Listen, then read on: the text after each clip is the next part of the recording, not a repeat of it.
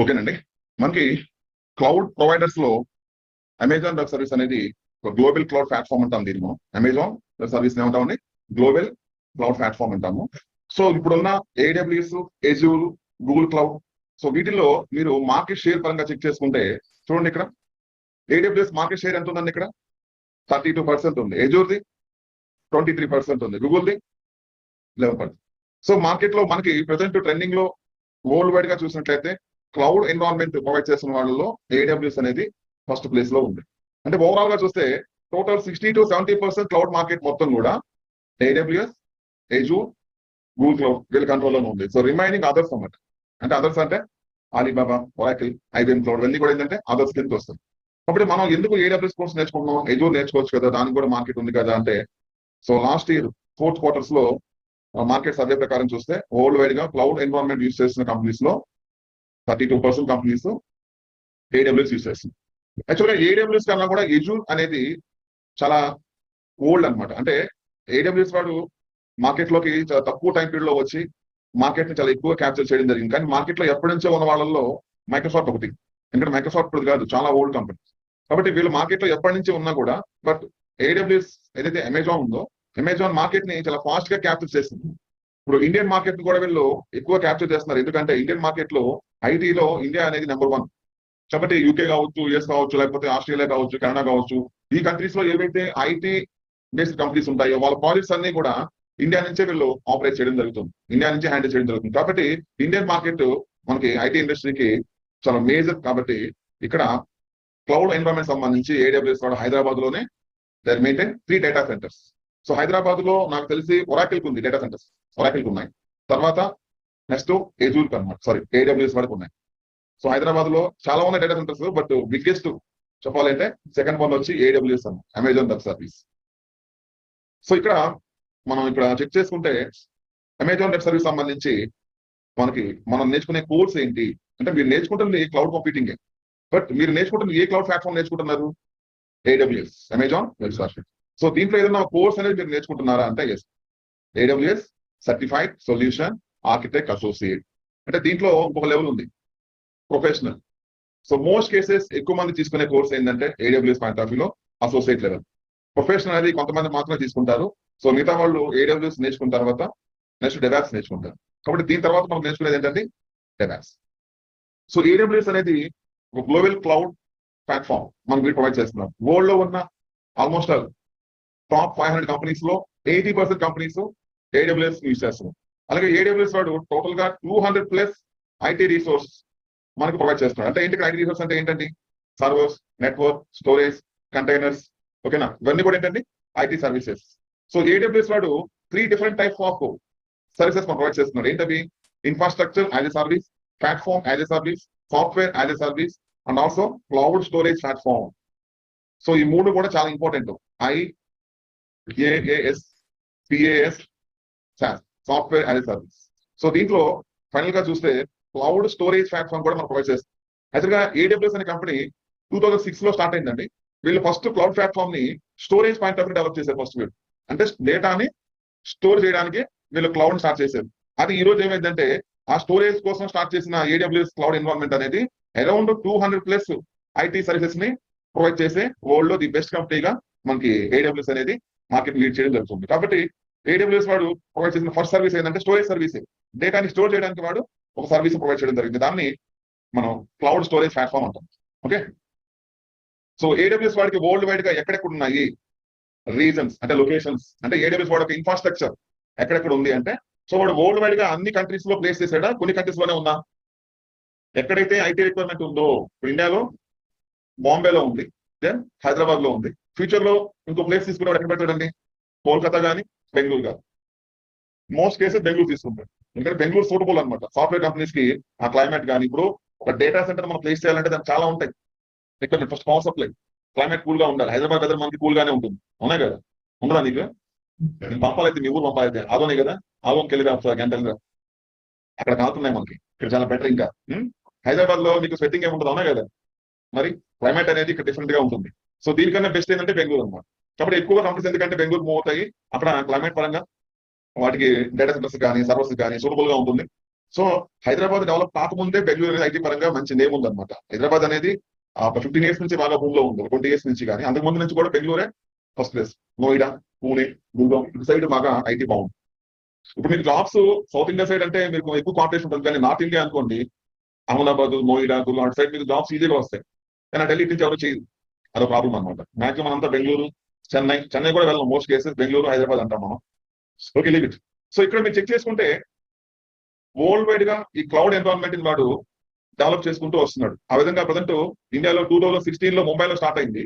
Now 2022-23 లో హైదరాబాద్ లో start అయింది. ఫ్యూచర్ లో బెంగళూరులో కూడా వాడు ఏం చేస్తారంటే they are maintain data centres. అంటే AWS వాడు ప్రొవైడ్ చేస్తున్న ఏవైతే ఐటీ రిసోర్స్ ఉన్నాయో ఈ రిసోర్స్ అన్ని ఎక్కడ ఉంటాయండి? డేటా సెంటర్స్ లో ఉంటాయి. సో ఆ డేటా సెంటర్స్ ఎక్కడైతే ప్లేస్ చేసాడో వాటిని ఏమంటున్నాం? రీజన్స్ అంటున్నాం. ఆ రీజన్స్ లో ఏమున్నాయండి? మనకి అవైలబిలిటీ జోన్స్ ఉన్నాయి. So reason nothing but location. ఆ లొకేషన్ లో we have a data centre. So availability Jones అనేవి మొత్తం ఎన్ని ఉన్నాయంటే ఇక్కడ 31 రీజన్స్ ఉన్నాయండి. 99 అవైలబిలిటీ జోన్స్ ఉన్నాయి మనకి. సో ఓవరాల్ గా మనకి పెరుగుతూనే ఉంటాయి ఎప్పటికప్పుడు. ఎవ్రీ ఇయర్ ఇవి చేంజ్ అవుతూనే ఉంటాయండి. నేను ఒక 2 years బ్యాక్ 24 ఉన్నాయి వాడికి. ఇప్పుడు ఎన్ని ఉన్నాయండి? 31 ఉన్నాయి. ఇంకెన్ని రెడీ అవుతున్నాయండి? 5 రెడీ అవుతున్నాయి. Canada, Israel, New Zealand and Thailand. So ఈ కంట్రీస్ లో వాళ్ళు ప్రొవైడ్ చేస్తున్నారు అనమాట. నెక్స్ట్ వీటిలో మనం ఏమంటాం? డేటా సెంటర్స్ అంటాం. సో ఈ డేటా సెంటర్స్ ని మెయింటైన్ చేయడానికి ఒక చిన్న కంపెనీకి మోస్ట్ ఎక్స్పెన్సివ్. ప్రతి కంపెనీ కూడా డేటా సెంటర్స్ మెయింటైన్ చేయలేదండి. ఇట్స్ మోస్ట్ ఎక్స్పెన్సివ్ అనమాట. కాబట్టి ఈ డేటా సెంటర్స్ అనేవి ఇప్పుడు IBM ఉంది, they maintain own data centre. TCS ఉంది, వాళ్ళు మెయింటైన్ చేస్తారు. టెక్ మహీంద్రా ఉంది, they have their own data centres. But ఒక చిన్న కంపెనీకి ఇంపాసిబుల్ ఉంటుంది, ఎందుకంటే మోస్ట్ ఎక్స్పెన్సివ్ అది. సో వీటిని మెయింటైన్ చేయాలంటే ఇన్ఫ్రాస్ట్రక్చర్, లైక్ దానికి సంబంధించిన location, water facility, power supply, like temperatures, ఇవన్నీ ప్రాపర్ గా చెక్ చేసుకుని ఆ లొకేషన్ సూటబుల్ అంటేనే వాళ్ళు అక్కడ ప్లేస్ చేస్తారు అనమాట.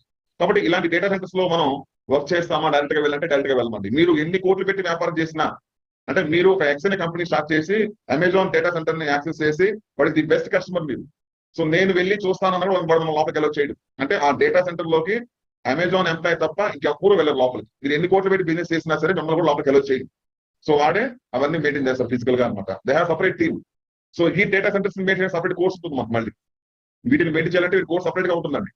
అవన్నీ ప్రాపర్ గా డిప్లాయ్ చేయడం, అక్కడ నెట్వర్క్, స్టోరేజ్, సర్వర్స్, సెక్యూరిటీ అన్ని ఫిజికల్ గా వాళ్ళు మెయింటైన్ చేస్తారు అక్కడ.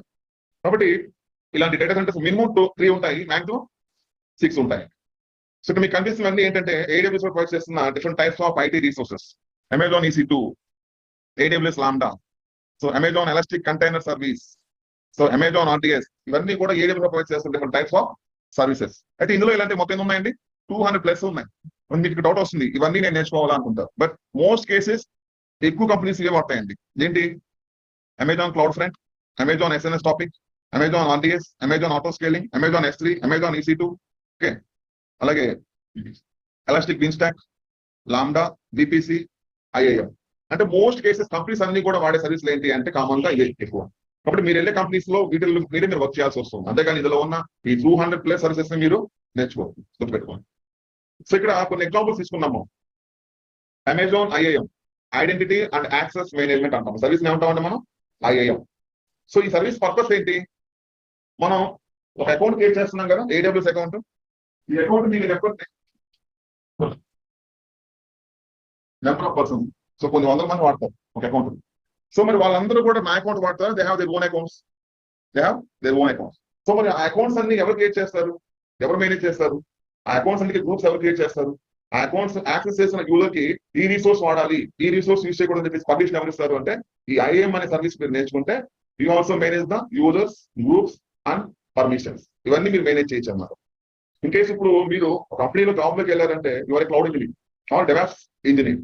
సో మీకు ఒక అకౌంట్ వాళ్ళు క్రియేట్ చేసి ఇస్తారు, ఆ అకౌంట్ మీరు వాడతారు. సో ఒక అకౌంట్ మీరు క్రియేట్ చేసిన తర్వాత మీరు అకౌంట్ తో లాగిన్ అయిన తర్వాత ఆ అకౌంట్ లో ఉన్న అన్ని రిసోర్స్ మీరు యూజ్ చేస్తారా? ఓన్లీ ఒక పర్టికులర్ సర్వీస్ మాత్రం యూజ్ చేస్తారా? మీ పాయింట్ ఆఫ్ వ్యూలో అన్ని రిసోర్స్ మీరు యూజ్ చేయరు. ఎందుకంటే ఇప్పుడు ఎగ్జాంపుల్ మీకు ఫ్రెషర్ కింద వెళ్ళారు. సో ఏ రిసోర్స్ కాస్ట్ ఎంతో మీకు తెలియదు, దానికి ఎంత బిల్ పడుతుంది మీకు తెలియదు, ఏ రిసోర్స్ ఇంపార్టెంట్ మీకు తెలియదు. అలాంటప్పుడు మీకు ఫుల్ యాక్సెస్ మీకు ఇస్తే ఏమవుతుంది? మీరు అన్నెసరీగా ఏదైనా రిసోర్స్ క్రియేట్ చేసి వదిలేస్తే ఏమవుతుంది? బిల్ జనరేట్ అవుతుంది కదా. ఆ బిల్ అంతా ఎవరు పే చేయాలి? కంపెనీ పే చేయాలి. కాబట్టి వాడు ఏం చేస్తాడు? AWS అకౌంట్ మీకు యాక్సెస్ ఇచ్చినా కూడా అన్ని రిసోర్స్ మీద కాకుండా, ఎగ్జాంపుల్ గౌతమ్ ఉన్నాడు. సో గౌతమ్ ఒక కంపెనీలో జాయిన్ అయ్యాడు అనుకుంటాం. S3 మీద, EC2 మీద తనకి యాక్సెస్ ఉంది. అంటే తన అకౌంట్ క్రియేట్ చేసి ఒక గ్రూప్ కి యాడ్ చేసి ఆ గ్రూప్ కి పర్మిషన్ ఇస్తారు. ఏమని? ఈ గ్రూప్ లో ఉన్న వీళ్ళందరూ కూడా S3ని యాక్సెస్ చేయాలి, EC2ని యాక్సెస్ చేయాలని. సో ఇప్పుడు వాళ్ళు ఈ 2 రిసోర్స్ కాకుండా వేరే రిసోర్స్ టచ్ చేస్తే ఏమవుతుంది, యాక్సెస్ అవుతాయి, మిగతావి యాక్సెస్ అవ్వవు. ఎందుకంటే మనం వాళ్ళని రిస్ట్రిక్ట్ చేసాం, ఈ రిసోర్స్ మాత్రమే యూజ్ చేయాలి. కాబట్టి ఇలా ఒక ఏడబ్ల్యూఎస్ అకౌంట్ ని ప్రాపర్ గా మనం మేనేజ్ చేయాలన్నా, హ్యాండిల్ చేయాలన్నా, దాంట్లో different types of user accounts మనం క్రియేట్ చేయాలన్నా, డెవలపింగ్ టీమ్ ఉంటుంది, టెస్టింగ్ టీమ్ ఉంటుంది, ప్రొడక్షన్ టీమ్ ఉంటుంది, అడ్మిన్ టీమ్ ఉంటుంది. సో వీళ్ళందరికీ మనం ఏడబ్ల్యూఎస్ అకౌంట్ లో ఉన్న రిసోర్స్ మీద యాక్సెస్ ఇవ్వాలి అంటే మనకి ఇక్కడ ఏ సర్వీస్ ఇంపార్టెంట్ అండి, IIM, identity and access management. అలాగే అమెజాన్ విపిసి మీకు తెలిసిన టాపిక్ ఏది. మీరు యాజ్ ఎ క్లౌడ్ ఇంజనీర్ మీరు కంపెనీ జాయిన్ అయిన తర్వాత ప్రాజెక్ట్ స్టార్ట్ అయింది అనుకున్నాం. సో ప్రాజెక్ట్ స్టార్ట్ అయినప్పుడు ఫస్ట్ ఆ ప్రాజెక్ట్ లో వాళ్ళు చేసే యాక్టివిటీ ఏంటి అంటే ఆ కంపెనీకి సంబంధించి ఒక నెట్వర్క్ క్రియేట్ చేయాలి. సో దాన్ని క్రియేట్ చేయడానికి ఏం చేస్తున్నాం మనం ఇక్కడ, విపిసి అనే సర్వీస్ యూజ్ చేయడం జరుగుతుంది. నెక్స్ట్ వచ్చి దీంట్లో EC2 మీకు తెలిసింది, ఇది కూడా ఎలాస్టిక్ కంప్యూట్ క్లౌడ్ అంటాం EC2. ఈ సర్వీస్ పర్పస్ ఏంటి, మీ ప్రాజెక్ట్ లో మీ క్లయింట్ కి ఎన్ని సర్వర్స్ కావాలనేది మీరు ప్లాన్ చేసుకొని సర్వర్స్ ని డిప్లాయ్ చేస్తారు. నెక్స్ట్ S3 సర్వీస్ దేనికోసం వాడతాం, స్టోరేజ్. ఇప్పుడు క్లయింట్ కి లార్జ్ వాల్యూమ్ ఆఫ్ డేటా ఉంది. సో ఈ డేటా మొత్తాన్ని కూడా ప్రాపర్ గా స్టోర్ చేయాలంటే ఫిజికల్ గా ఒక హార్డ్ డిస్క్ కావాలి లేదా ఒక సర్వర్ కావాలి. సో ఫిజికల్ గా మనం డేటాని స్టోర్ చేస్తున్నప్పుడు హార్డ్ డిస్క్ ఫుల్ అయ్యే ఛాన్స్ ఉంటుంది కదా. సో మనం అప్పుడు ఏం చేస్తాం, ఇంకో హార్డ్ డిస్క్ యాడ్ చేస్తాం. సో ఇప్పుడు ఈ ల్యాప్టాప్ ఉంది, 1 TB హార్డ్ డిస్క్ ఉంది అనుకుందాం. ఇది ఫుల్ అయితే ఏం చేస్తారు మీరు, ఇంకో హార్డ్ డిస్క్ యాడ్ చేస్తారా దీంట్లో. ఈ హార్డ్ డిస్క్ ఏం చేస్తారు, అప్పుడు 1 TB హార్డ్ డిస్క్ ఉంది, ఫుల్ అయిపోయింది అనుకున్నాం. ఇప్పుడు ఏం చేస్తారు, హార్డ్ దీంట్లో యాడ్ చేసి హార్డ్ డిస్క్ దీంట్లో ప్లేస్ అవుతుందా, ఒకటే హార్డ్ డిస్క్ దీంట్లో ఉండేది. సో అప్గ్రేడ్ చేస్తాం, 1 TB హార్డ్ డిస్క్ తీసేసి 2 TB హార్డ్ డిస్క్ పెడతాం. So maximum laptop 2 TB hard disk ఉంటుంది, అది కూడా ఫుల్ అయితే ఏం చేస్తారు చెప్పండి, ఏదో ఒకటి ఏం చేయరా మీరు, ఎక్స్టర్నల్ హార్డ్ డిస్క్ కూడా కొనుక్కుంటూ పెట్టుకుంటాం అవునా, ఎక్స్టర్నల్ హార్డ్ డిస్క్. సో అది కూడా ఫుల్ అయితే ఇంకో ఎక్స్టర్నల్ హార్డ్ డిస్క్ కొంటారా, అంతే ఆప్షన్ అంతే కదా మరి. సో ఇలా ఎందుకు కొంటారు మీరు, పర్సనల్ గా మీరే ఎందుకంటే కంపెనీలో సర్వర్స్ అది హార్డ్ వాల్యూమ్ ఆఫ్ డేటా టీబీలో స్టోర్ అవుతూ ఉంటుంది. ఇంకో రోజు హార్డ్ షాప్ దగ్గర ఉండాలి, ఇక్కడ ఉన్న షాప్ దగ్గర ఉంటే హార్డ్స్ కొనుకెళ్తూ ఉండాలి రోజు ఇంకో వాడు. సో మరి వాళ్ళు ఏం చేస్తారు, శుభ్రంగా స్టోరేజ్ వాడతారు. గూగుల్ డ్రైవ్ ఉంది కదా, మీ డేటా మొత్తం అప్లోడ్ చేసా, ఫోటోస్ వీడియోస్ అన్ని కూడా. సో ఎంత అప్లోడ్ చేసుకోమని చెప్పండి గూగుల్ డ్రైవ్ లో, ఐడియా ఉంది ఎవరికైనా, గూగుల్ డ్రైవ్ లో ఫోటోస్ అన్ని అప్లోడ్ చేయొచ్చు కదా. ఎంత 15 GB వరకు అప్లోడ్ చేయొచ్చు.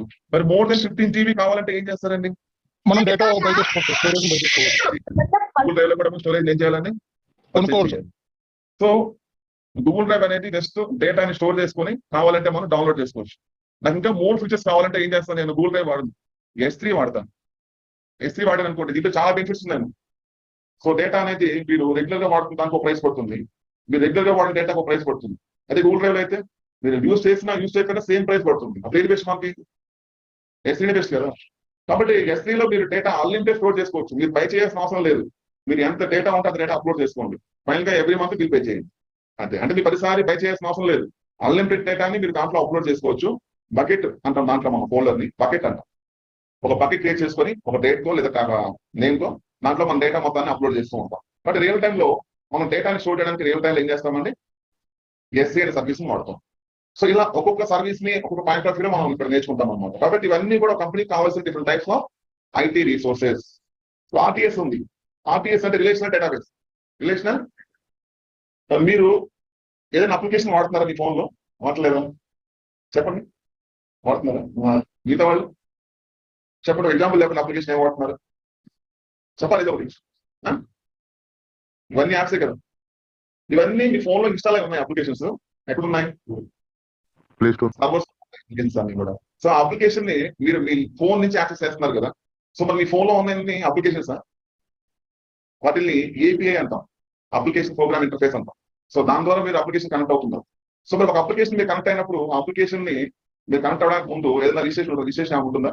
ఇప్పుడు ఓబర్ ఉంది, ర్యాపిడో ఉంది, బుక్ మై షో ఉంది. మీరు అప్లికేషన్ ఇన్స్టాల్ చేసి టికెట్ బుక్ చేసుకుంటారు, ఏమైనా చేస్తారా ముందు, మన ఫోన్ నెంబర్ లాగిన్ అవ్వాలి, ఓటీపీ అనేది ఆ డేటా అంతా అప్లికేషన్ స్టోర్ అయి ఉంటుందా, ఎక్కడ ఉంటుంది డేటా అంతా, సర్వర్ పారిస్ లో ఉంటుందా, డేటాబేస్ లో ఉంటుంది. అంటే ప్రతి అప్లికేషన్ కి బ్యాక్ ఎండ్ ఏముంటుందండి, ఒక డేటాబేస్ ఉంటుంది. సో డేటాబేస్ అనేది ఒక సర్వీస్ అన్నమాట. సో ఇక్కడ మరి మనకి అలాంటి డేటాబేస్ కావాలనుకోండి, ఇక్కడ మనకి ఏం చేస్తాం, మనం RTS లోకి వెళ్ళి మీకు కావాల్సిన డేటాబేస్ మీరు క్రియేట్ చేసుకోవచ్చు. ఒరాకిల్, MySQL, MS SQL, అలాగే అరోరా, MariaDB, MongoDB, ఇవన్నీ కూడా ఏంటంటే డేటాబేస్ అన్నమాట. క్లయింట్ కావాల్సిన డేటాబేస్ ఏం చేయాలి, మనం క్రియేట్ చేయాలి. అవన్నీ ఎక్కడ క్రియేట్ చేస్తామండి, RTS అనే సర్వీస్ యూజ్ చేస్తాం. అంటే మీరు AWS లో ఏం నేర్చుకోపోతారో అర్థమవుతున్నా మీకు, డేటాబేస్ ని మీరే మేనేజ్ చేయాలి, అంటే క్రియేట్ చేసి క్లయింట్ ప్రొవైడ్ చేయాలి, నెట్వర్క్ ని మీరే క్రియేట్ చేయాలి. ఏదైనా టెక్నికల్ ఇష్యూ వస్తున్న నెట్వర్క్ మొత్తాన్ని కూడా మీరే హ్యాండిల్ చేయాలి. స్టోరేజ్ ని మీరే హ్యాండిల్ చేయాలి. గ్రూప్స్, యూజర్స్, పాలసీస్ అన్ని కూడా మీరే హ్యాండిల్ చేయాలి.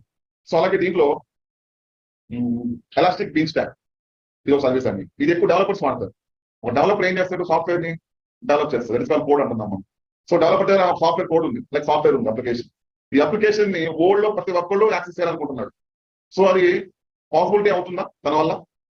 అవదు కదా. సో తను ఏం చేస్తాడు, ఒక నెట్వర్క్ క్రియేట్ చేయాలి. ఆ నెట్వర్క్ లో మళ్ళీ సర్వర్స్ క్రియేట్ చేయాలి. ఆ సర్వర్స్ కి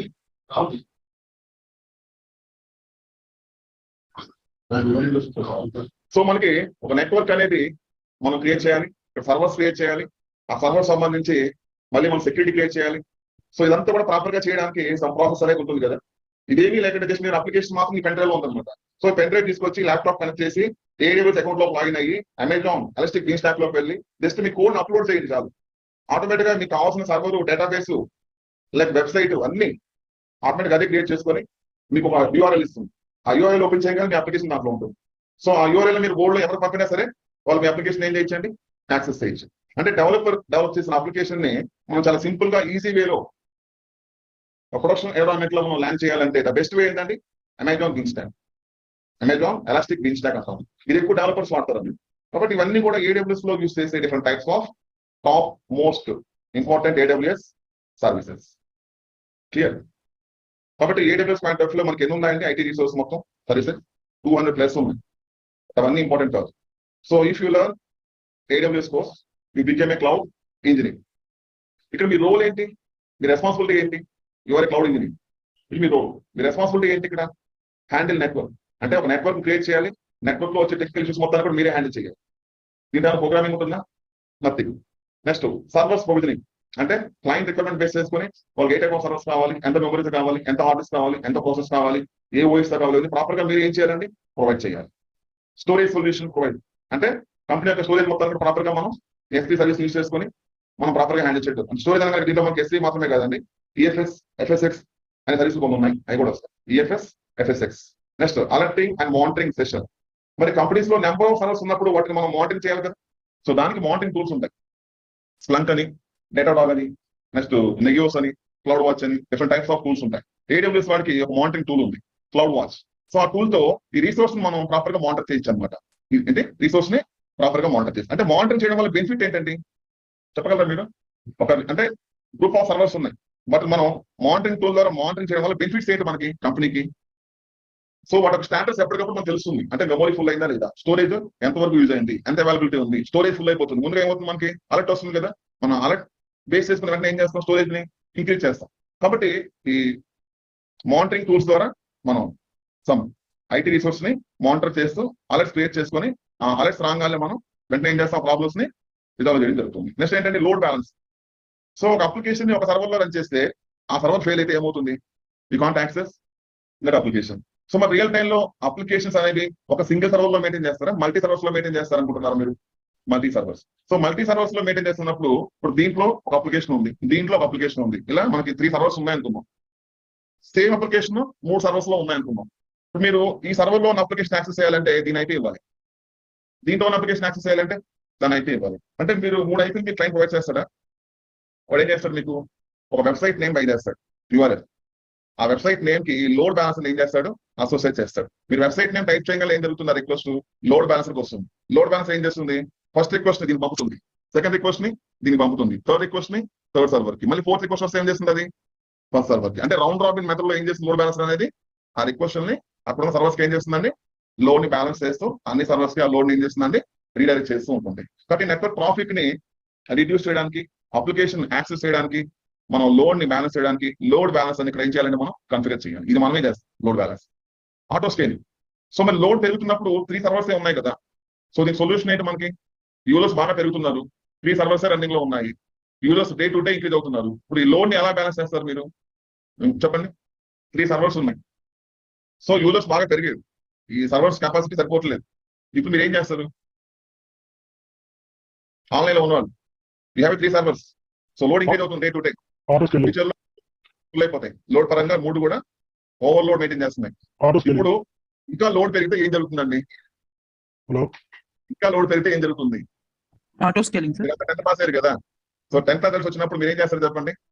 ఇప్పుడంటే ఫోన్ లో చూస్తున్నారు. మా టైంలో అయితే మేము నెట్ పాయింట్ దగ్గర నుంచి వెళ్ళి ఎక్కడికి వెళ్ళినా సర్వర్ డౌన్ అయిందని చెప్పేవాడు. సో ఊరు మొత్తం తిరిగి సైకిల్ వేసుకొని.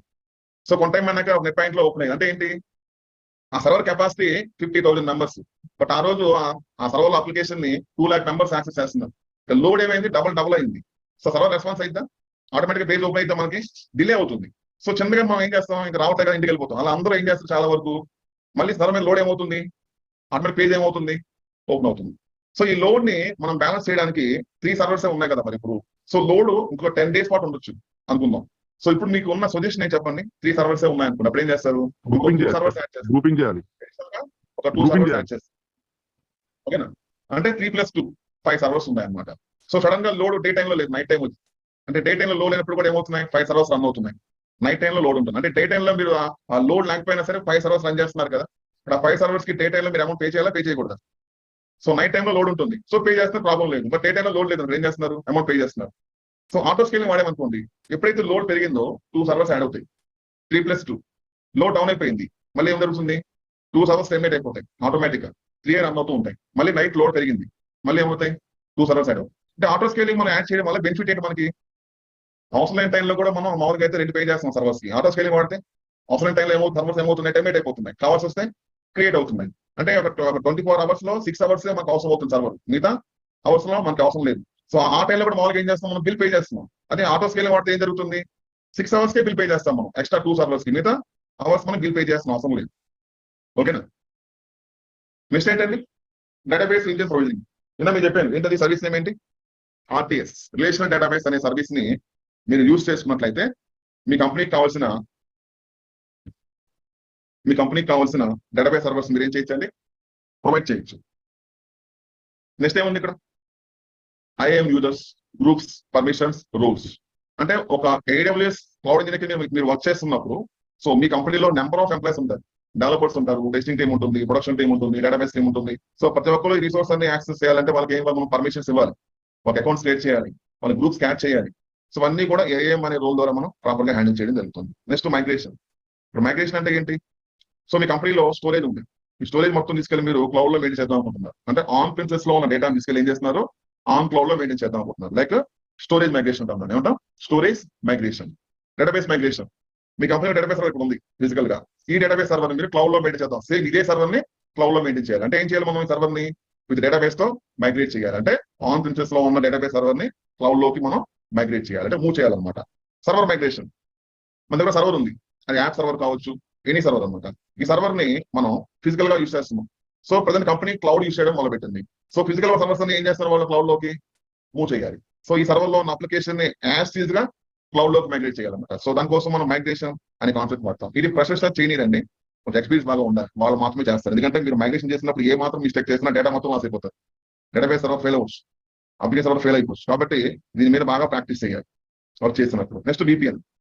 సో VPN అంటే ఏంటండి, వర్చువల్ ప్రైవేట్ నెట్వర్క్. VPC కాదు ఇది, VPN, virtual private network. So present work from home అని చెప్పేసి అందరూ ఇంట్లో వర్క్ చేస్తున్నారు కదా కోవిడ్ టైంలో. సో ఇంట్లో ఉండి వాళ్ళ ఇంటి దగ్గర నుంచి వాళ్ళ ఆఫీస్ నెట్వర్క్ కనెక్ట్ అయ్యి వాళ్ళు వర్క్ చేస్తున్నారంటే అక్కడ వాళ్ళు ఏం యూజ్ చేస్తున్నారు, ఇంటర్నెట్. అంటే ఇంటర్నెట్ అనేది సేఫ్ కాదా మనకి. మీ కంపెనీ నెట్వర్క్ ఒక ప్రైవేట్ నెట్వర్క్, మీ కంపెనీ నెట్వర్క్ ఏంటండి, ప్రైవేట్ నెట్వర్క్. సో దాంట్లో ఇంపార్టెంట్ డేటా ఉంటుంది, కంపెనీ యొక్క సెన్సిటివ్ డేటా ఉంటుంది, డేటాబేస్ సర్వర్స్ ఉంటాయి, అప్లికేషన్స్ ఉంటాయి, మీ కంపెనీ ప్రాజెక్ట్స్ అన్ని ఉంటాయి. సో మీరు డైరెక్ట్ గా విత్ హెల్ప్ ఆఫ్ ఇంటర్నెట్ మీరు మీ కంపెనీ యొక్క నెట్వర్క్ ని యాక్సెస్ చేయగలరా అంటే ఇంపాసిబుల్. సో మీ కంపెనీ యొక్క నెట్వర్క్ ని మీరు మీ ఇంట్లో నుంచి వాడి ఇచ్చిన ల్యాప్టాప్ నుంచి బై డిఫాల్ట్ మీరు కనెక్ట్ అవ్వలేదు. సో మరి మీరు ఎలా కనెక్ట్ అవుతున్నారు మరి వర్క్ ఫ్రమ్ హోమ్ లో అంటే, వాళ్ళు మీకు ఇచ్చిన ల్యాప్టాప్ లో VPN అనే ఒక టూల్ ఇన్స్టాల్ చేస్తారు. ఈ ల్యాప్టాప్ లో VPN ఒక టూల్ ఇన్స్టాల్ చేస్తారు. ఆ టూల్ తో మీరు ఫస్ట్ ఏం చేస్తారంటే మీ కంపెనీ యొక్క నెట్వర్క్ కనెక్ట్ అవుతారు. అప్పుడు ఈ ల్యాప్టాప్ కి మీ కంపెనీ యొక్క నెట్వర్క్ కి మధ్యన ఒక ప్రైవేట్ నెట్వర్క్ క్రియేట్ అవుతుంది, వర్చువల్ నెట్వర్క్, సెక్యూర్ నెట్వర్క్ అన్నమాట. సో అప్పుడు ఈ ల్యాప్టాప్ నుంచి మీ ఆఫీస్ లో ఉన్న మీరు ఏ సిస్టమ్ అయినా కనెక్ట్ అయిపోవచ్చు.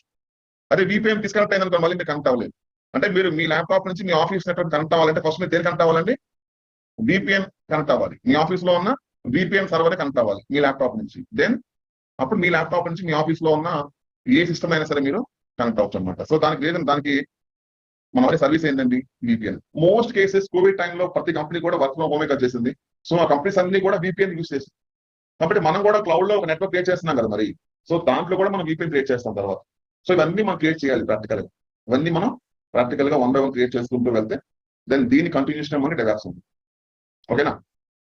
So AWS developer, AWS solution architect, AWS develop engineer, AWS certified security, AWS advance network, ఇవన్నీ కూడా AWS మీద ఉన్న జాబ్ ఆపర్చునిటీస్ అండి. మీరు AWS డెవలప్స్ నేర్చుకుంటే AWS డెవలపర్ కింద మీరు వర్క్ చేస్తారు. సో ఇక్కడ ఉన్న రోల్స్ లో మీకు ఏ రోల్ అయినా సరే మీకు జాబ్ రావచ్చు, లేదా క్లౌడ్ ఇంజనీర్ అనే నేమ్ అయినా సరే మీకు జాబ్ రావచ్చు. సో మీకు కోర్స్ అయిపోయిన తర్వాత సర్టిఫికేషన్ చేయాలంటే you have a certification also. చూడండి ఒకసారి AWS పాయింట్ ఆఫ్ వ్యూలో మనకి క్లౌడ్ పార్టిసిపేట్ యాక్చువల్లీ ఇది ఫస్ట్ సర్టిఫికేట్ అండి. ఇప్పుడు మనం క్లౌడ్ ఫండమెంటల్స్ అంటున్నాం కదా, క్లౌడ్ కంప్యూటింగ్ అంటే ఏంటి, పబ్లిక్ క్లౌడ్ అంటే ఏంటి, ప్రైవేట్ క్లౌడ్ అంటే ఏంటి, హైబ్రిడ్ క్లౌడ్ అంటే ఏంటి, క్లౌడ్ ప్రొవైడర్స్ ఎవరు ఉన్నారు, ఇవన్నీ కూడా మనకి కోర్స్ వస్తాయి. బట్ ఈ కోర్స్ ఎవరు చేయరు, ఇది బేసిక్ ఫండమెంటల్ కోర్స్ అనమాట. సో దీని తర్వాత నెక్స్ట్ ఏంటంటే అసోసియేట్ లెవెల్. దీంట్లో సిఫోక్స్ అని చెప్పేసి అడ్మినిస్ట్రేషన్, ఇది డెవలపర్ అప్లికేషన్, ఇది సొల్యూషన్ ఆర్కిటెక్చర్. మీరు ఇప్పుడు చేసిన కోర్స్ ఏదండి, AWS certified solution architecture. So దీని తర్వాత మీరు చేయాలంటే ప్రొఫెషనల్ లెవెల్లో మళ్ళీ 2 ఉన్నాయి. ఇది అయిపోయిన తర్వాత కింద మీరు దీంట్లో ఏదైనా ఒకటి చేసుకోవచ్చు. బట్ యాక్చువల్గా ఏంటంటే అందరూ ఏం చేస్తారంటే ఈ కోర్స్ సర్టిఫికేషన్ చేసిన తర్వాత డెవాప్స్ నేర్చుకుంటారు. డెవాప్స్. సో మీరు ఇప్పుడు ఈ కోర్స్ నేర్చుకోబోతున్నారు అన్నమాట. క్లియర్? ఓకేనా?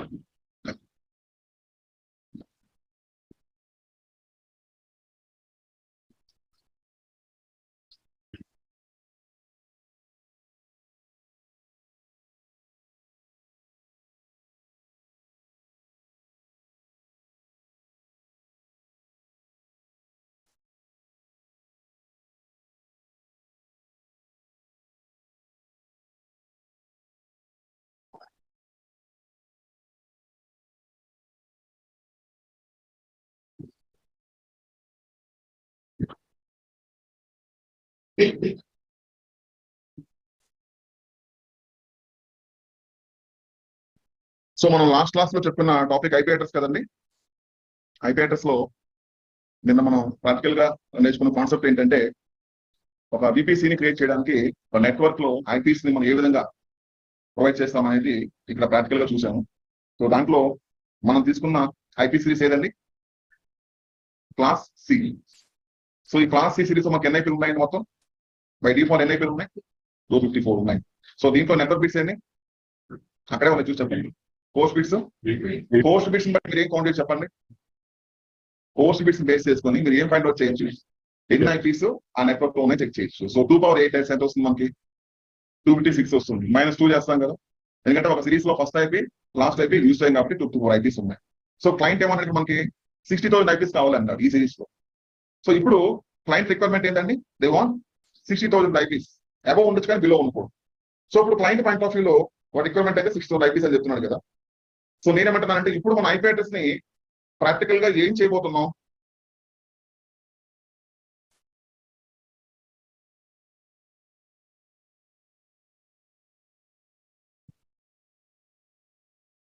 Super నెటింగ్, sub నెటింగ్. సో దీన్ని మనం అఫీషియల్ గా ఏమంటామంటే CIDR అంటాం, క్లాస్లెస్ ఇంటర్ డొమైన్ రౌటింగ్ అంటాం. ఇక్కడ సూపర్ నెటింగ్ అంటే ఏంటి అంటే ఒక స్మాల్ నెట్వర్క్ ని లార్జ్ నెట్వర్క్ కింద క్రియేట్ చేయడాన్ని సూపర్ నెటింగ్ అంటాం. సబ్ నెటింగ్ అంటే ఒక లార్జ్ నెట్వర్క్ ని స్మాల్ నెట్వర్క్ కింద డివైడ్ చేయడాన్ని సబ్ నెటింగ్ అంటాం. ఇక్కడ సమ్ మెథడ్స్ ఉన్నాయి. మనం FLSM ఇదంతా నెట్వర్కింగ్ కాన్సెప్ట్ అండి. FLSM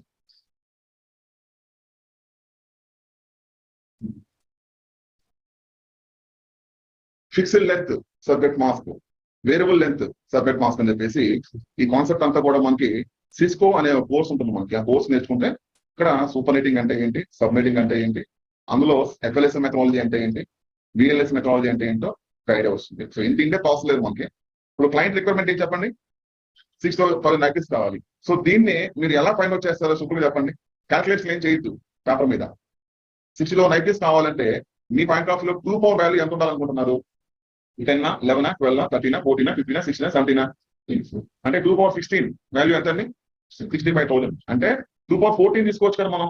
ఎన్ని వస్తున్నాయి? తక్కువ వస్తున్నాయి. 15 తీసుకుంటే 30,000 ఎంత వస్తుంది? సో అక్కడ 16 తీసుకుంటే ఎన్ని వస్తున్నాయి మనకి? 60 అబౌవ్ వస్తున్నాయి. సో క్లయింట్ ఏమన్నాడు, 60 తక్కువ ఉండకూడదు, ఎక్కువ ఉన్న పర్లేదు. కాబట్టి మనకి ఏం కావాలి, ఇక్కడ 16 కావాలి మనకి. ఏంటి 16 ఏం కావాలి మనకి? హోస్ట్ బిట్స్ కావాలి. బట్ మన దగ్గర హోస్ట్ బిట్స్ ఎన్ని ఉన్నాయి ఇక్కడ? సో మరి రిమైనింగ్ ఇంకా ఎన్ని కావాలి మనకి? ఆ 8 బిట్స్ మనం బౌరింగ్ తీసుకుంటాం. ఎక్కడి నుంచి? నెట్వర్క్ లో ఆల్రెడీ ఎన్ని బిట్స్ ఉన్నాయండి? 24 లో 8 తీసుకుంటే ఎన్ని ఉంటాయి ఇక్కడ మన దగ్గర? 16 ఉంటాయి. కాబట్టి ఇక్కడ మనం డైరెక్ట్ గా ఏం చేస్తున్నాం? ఏం చేయకుండా సింపుల్ గా 192.168.00/16 తీసుకున్నాం. అంటే 32 బిట్స్ లో 16 నెట్వర్క్ బిట్స్, మిగతా 16 ఏంటి? Force bits. సో ఇక్కడ మనకి 65,000 ఐపీలు ఉన్నాయి. సో ఇక్కడ మన దీనికి సబ్జెక్ట్ మాస్ కనుక్కోవాలి మనం. దానికి మనం చేయాల్సిన యాక్టివిటీ ఏంటి? 16 1s తీసుకొని 16 0s తీసుకుంటే ఇవన్నీ ఏంటంటే బైనరీస్. ఈ బైనరీ దేనికి కన్వర్ట్ చేయాలి మనం? డెసిమల్ కింద కన్వర్ట్ చేయాలి. చేస్తే మనకు వచ్చిన ఆన్సర్ ఏంటి ఇక్కడ? 255, కంపల్సరీ సబ్జెక్ట్ మాస్ మీరు క్యాల్కులేట్ చేయాలి. సింపుల్ గా ఇది రాసేయచ్చు కదా అనుకోవచ్చు, కాదు, ఇది మీరు కంపల్సరీ క్యాల్కులేట్ చేయాలి. సో క్లయింట్ క్వశ్చన్ ఏంటండి? 192.168.00/24 అనే సిరీస్ తీసుకొని 60,000 ఐపీస్ కావాలి అన్నాడు. దానికి ఆన్సర్ ఏంటి ఇక్కడ? 192.168.00/16 255, 00. అది ఆన్సర్. ఈ మిడిల్ లో ఉన్నంతా ఏంటి? మీరు క్యాల్కులేట్ చేసింది అనమాట. అది విషయం. ఇప్పుడు నేనేమంటున్నానంటే ఈ క్లాస్ సి తీసుకోవట్లేదు. ఇప్పుడు నేను క్లాస్ బి తీసుకుంటున్నాను. జాగ్రత్తగా ఆలోచించండి. క్లాస్ బి తీసుకుంటున్నాను. సో క్లాస్ బి లో క్లయింట్ ఏమడిగాడండి? సేమ్ 60,000 ఐపీస్ కావాలి అన్నాడు. సో ఇప్పుడు 2 4 ఎంత ఉంటుంది మనకి? 16 ఉండాలి. సో దీంట్లో నెట్వర్క్ బిట్స్ ఏంది? 16. కోచ్ బిట్స్ 16 కరెక్ట్ గా ఉన్నాయి కదా. మీరు ఇక్కడ చేయాల్సింది ఏం లేదు. ఇక్కడ యాక్సిల్ గా ఇచ్చేయడం అని అంతే కదా. ఇక మీరు చేయాల్సింది ఏం లేదు. ఇదే డైరెక్ట్ అనమాట. అంటే మీకు 60 అబౌవ్ కావాలంటే క్లాస్ బి తీసేసుకోండి. లేదు క్లాస్ సి లోనే కావాలంటే ఏం చేయాలి? ఆ క్యాల్కులేషన్ మొత్తం చేయాలి. ఓకేనా? సో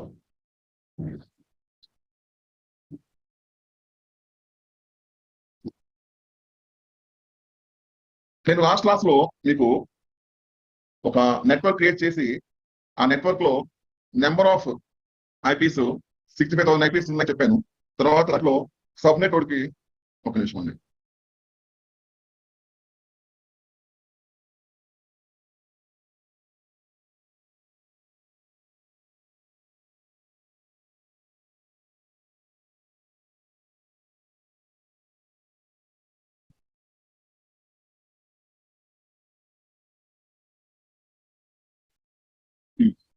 సో మీకు లాస్ట్ క్లాస్ లో నేను ఒక నెట్వర్క్ మీకు క్రియేట్ చేశాను. ఆ నెట్వర్క్ లో ఒక సబ్జెక్ట్ మనం క్రియేట్ చేసాం. ఏ డిపార్ట్మెంట్ కోసం? డెవలపింగ్ టీమ్ కోసం. సో దానికి మనం ఎన్ని ఐపీలు ఇచ్చామండి? 4,000 ఐపీస్. 4,096 ఇచ్చాం. 96 ఇచ్చాం యాక్చువల్ గా. బట్ ఎన్ని ఐపీలు వచ్చాయి మనకి? 91. మరి రిమైనింగ్ 5 ఏవే మనకి? ఇక్కడ చూడండి. ఇందులో మీరు గమనించినట్లయితే ఓవరాల్ గా మనకి 4,096 ఐపీస్ ఉన్నాయి అందులో. బట్ 5 ఐపీస్ ఏమయ్యాయి మనకి? 91 వచ్చాయి ఐపీస్. ఆ 5 ఐపీస్ ని ఈ AWS వాడు యూజ్ చేస్తాడు. ఎలా యూజ్ చేస్తాడు చూడండి. 192.168.00 దీని ఏమంటాం మనం? నెట్వర్క్ అడ్రస్ అంటాం. మరి సెకండ్ అడ్రస్ ఏంటి? 192.168.02. దీని దేనికోసం వాడుతున్నాం? Reserved by AWS for mapping Amazon provided DN, అంటే మనం DNS కోసం వాడుతున్నాం. Second. Third IP reserved by AWS for future use. Next ఈ ఐపీని నెట్వర్క్ బ్రాడ్కాస్టింగ్ కోసం వాడుతుంది. అంటే ఫస్ట్ 4 ఐపీస్, లాస్ట్ ఐపీని AWS వాడే యూజ్ చేస్తారు. సో రిమైనింగ్ ఐపీస్ ని మనం యూజ్ చేస్తాం. మీరు ఏ సిరీస్ తీసుకోండి, అందులో 5 ఐపీస్ ని AWS వాడు యూజ్ చేసుకుంటాడు. రిమైనింగ్ ఐపీస్ మనకి అవైలబుల్ గా ఉంటాయి. మీరు ఇన్స్టెంట్ లాంచ్ చేస్తే ఆ ఐపీస్ లో ఐపీ అనేది ఇన్స్టెంట్ కి వేసాను. కాబట్టి AWS పాయింట్ ఆఫ్ మీరు నెట్వర్క్ క్రియేట్ చేస్తే దాంట్లో ఎన్ని ఐపీస్ ఉంటాయి అంటే /20 తీసుకుంటే 4,096 ఐపీస్ జనరేట్ అవుతాయి కదా. ఇక్కడ 4,091 ఉన్నాయి ఎందుకంటే ఇంటర్వ్యూలో. సో మీరు ఇవ్వాల్సిన ఆన్సర్ ఏంటి? సో ఇఫ్ మనం ఏ సిరీస్ తీసుకున్నా ఆ సిరీస్ లో AWS వాడు 5 ఐపీస్ ని రిజర్వ్ చేయడం జరుగుతుంది. ఏ పాయింట్ ఆఫ్ వ్యూలో? ఫస్ట్ ఐపీని నెట్వర్క్ అడ్రస్ కింద యూజ్ చేస్తాడు. సెకండ్ ఐపీని రౌటర్ కోసం యూజ్ చేస్తాడు, VPC రౌటర్ కోసం. థర్డ్ ఐపీని DNS కోసం. ఫోర్త్ ఐపీని ఫ్యూచర్ పర్పస్ కి. ఆ సిరీస్ లో లాస్ట్ ఐపీని బ్రాడ్కాస్టింగ్ కి. సో ఈ ఆన్సర్ మనం ఇవ్వాలండి. అర్థమైందా?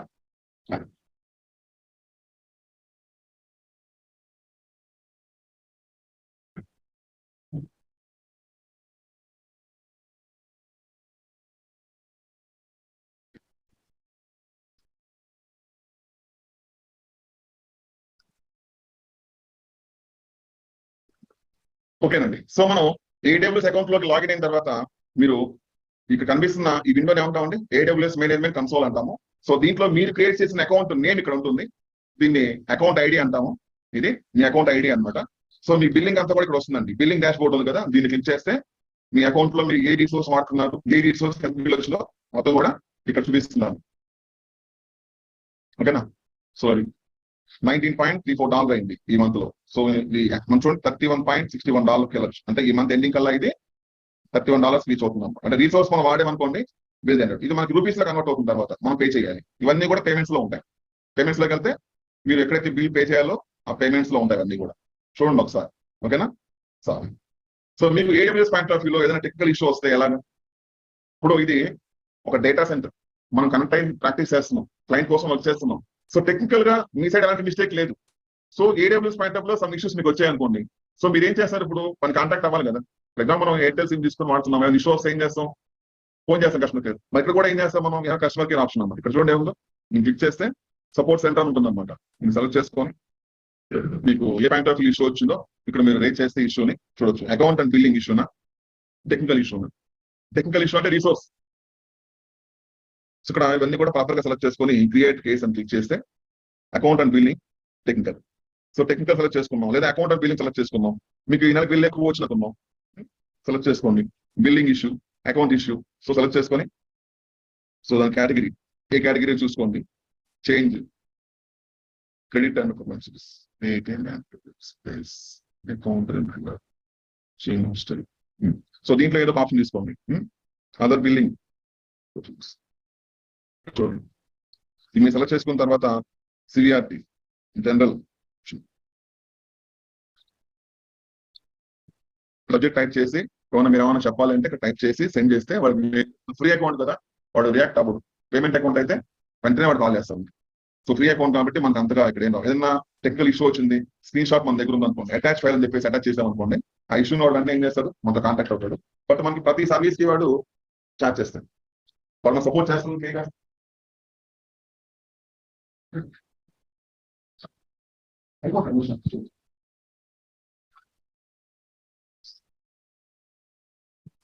ఓకేనా?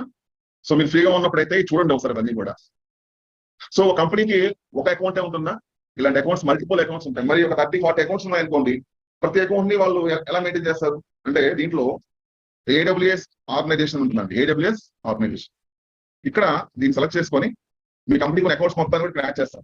యాడ్ చేసి ఒక సింగిల్ అకౌంట్ నుంచి మిగతా అన్ని అకౌంట్స్ ఏం చేస్తాం? మనం మేనేజ్ చేస్తాం. కాబట్టి ఇన్ కేస్ మనకి మల్టిపుల్ అకౌంట్స్ ఉన్నప్పుడు ఏడబ్ల్యూఎస్ ఆర్గనైజేషన్ ని ఎనబుల్ చేస్తాం. ఎనబుల్ చేసి ఈ అకౌంట్ నుంచి మిగతా అన్ని అకౌంట్స్ ని మనం మేనేజ్ చేస్తాం. మనం యాడ్ చేసిన అకౌంట్స్ అన్ని కూడా కింద యాడ్ అవుతాయండి, కింద యాడ్ అవుతాయి అనమాట. బట్ ఇక్కడ ప్రాబ్లం ఉంది. ఇప్పుడు నేను మీ అకౌంట్స్ నేను యాడ్ చేశాను అనుకోండి, మీ బిల్ నేను పే చేయాలి, అది విషయం. కాబట్టి ఒకవేళ మంత్ అయిపోయింది అనుకోండి, నేను పే చేసినాక దీన్ని రియాక్టివేట్ చేస్తే నెక్స్ట్ మంత్ నుంచి మీరు పే చేసుకుంటారు. కాబట్టి ఇక్కడ రియల్ టైంలో ఏమవుతుందంటే ఒక కంపెనీకి మల్టిపుల్ అకౌంట్స్ ఉంటాయి. ఉన్నప్పుడు వాళ్ళు ఏం చేస్తారంటే దీన్ని యాక్టివేట్ చేసి యాడ్ అండ్ ఏడబ్ల్యూఎస్ అకౌంట్ అని చెప్పేసి అకౌంట్ కావాలంటే క్రియేట్ చేస్తారు. ఇప్పుడు మీకు అకౌంట్ కావాలంటే ఏం చేస్తారు? మామూలుగా మీకు అకౌంట్ కావాలంటే ఏం చేస్తారు? క్రియేట్ అకౌంట్ అని కొన్ని స్టెప్స్ వస్తాయి. స్టెప్స్ అన్ని ఫిల్అప్ చేస్తే ఇక్కడ అయితే ఏం చేస్తారు? ఆల్రెడీ హ్యావ్ అకౌంట్ అనమాట. ఇంకొక 10 అకౌంట్స్ కావాలంటే ఏం చేస్తారు? ఇక్కడ క్రియేట్ అకౌంట్ అని చెప్పేసి ఏం ఇస్తారు? అకౌంట్ నేమ్, దాని మెయిల్ ఐడి ఇస్తారు. ఇలా మీకు ఎన్ని అకౌంట్స్ కూడా అకౌంట్స్ క్రియేట్ చేసుకోవచ్చు. ఒకవేళ అకౌంట్స్ క్రియేట్ అయి ఉంటే ఆల్రెడీ సెకండ్ ఆప్షన్ ఏముంది? ఇన్వైట్ అండ్ ఎడిషనింగ్ అకౌంట్. ఇప్పుడు నీ అకౌంట్ ఉంది కదా, సెలెక్ట్ చేసుకున్నాను అనుకో, నేను ఇక్కడ ఏమి ఇస్తాను? నీ అకౌంట్ ఈమెయిల్ ఐడి ఇస్తాను, నీకు రిక్వెస్ట్ వస్తుంది. నువ్వు యాక్సెప్ట్ చేస్తే ఏమవుతుంది? మీ అకౌంట్ నాకు యాడ్ అవుతుంది. సో అలా అకౌంట్స్ ఉంటే యాడ్ చేస్తాం. అకౌంట్స్ లేకపోతే క్రియేట్ చేయాలంటే ఇక్కడ ఇది మాత్రం చేయమాకండి, బిల్ పడింది తెలుసుకోండి అంతే. ప్రతిదీ మీకు గ్రాఫికల్ గానే ఉంది. ఇక్కడ మీరు నేర్చుకోవడం చాలా ఈజీ. ఎందుకంటే ఇక్కడ మీరు ఏం చేస్తే ఏమవుతుందో క్లియర్ గా ఉంటుంది. ఇక్కడ ఆల్రెడీ అకౌంట్ ఉంటే యాడ్ చేసుకోమంటుంది, అకౌంట్ లేకపోతే క్రియేట్ చేయమంటుంది. సో ఈ అకౌంట్ తినేమంటాం ఏడబ్ల్యూఎస్ ఆర్గనైజేషన్ అని. కాబట్టి ఈ సర్వర్ ని మనం మాస్టర్ అకౌంట్ అంటాం. ఎందుకంటే దీని నుంచి మిగతా అకౌంట్స్ ని మనం హ్యాండిల్ చేస్తున్నాం కాబట్టి దీని ఏమంటాం మనం? మాస్టర్ అకౌంట్ అంటాం. ఈ కంపెనీలో ఈ అకౌంట్ ని కంపెనీలో ఉన్న టాప్ లెవెల్ ఎంప్లాయీస్ మాత్రమే అంటే CEO like top level employees మాత్రమే యూజ్ చేస్తారు తప్ప L1 level, L2 level, L3 level ఉన్న వాళ్ళు ఈ అకౌంట్ యాక్సెస్ చేయాలి. సో కంపెనీస్ ఎలా ఉంటాయంటే ఒక అకౌంట్ క్రియేట్ చేస్తే అకౌంట్ ఓన్లీ S3 కోసమే వాడతారు, ఇంకా అకౌంట్ ని BPC కోసం వాడతారు. అలా ఒక్కొక్క సర్వీస్ కి ఒక అకౌంట్ వాళ్ళు క్రియేట్ చేస్తారు. అంటే డిపెండ్స్ ఆన్ ప్రాజెక్ట్ అండి. సో అది ఓకేనా? సో మనం AWS ఇంకా రేపటి నుంచి స్టార్ట్ చేస్తామండి.